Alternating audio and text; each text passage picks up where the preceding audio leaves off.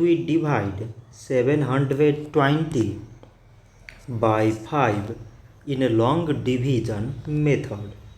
5 times 1 is 5.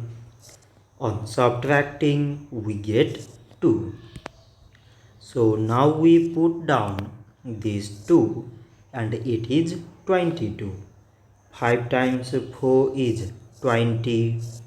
On subtracting, we get 2.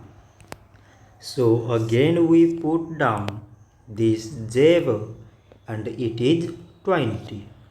5 times 4 is 20. On subtracting, we get 0. So 720 divided by 5 is 144.